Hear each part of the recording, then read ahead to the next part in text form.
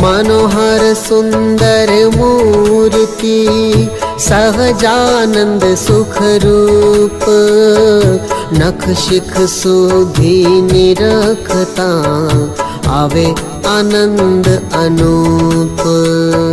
प्रथम प्रभु प्रगट ने राखो हृदय माय अंगो अंग अवलोकिने अंतर रहूं उछाय अंतर रहूं उछाय।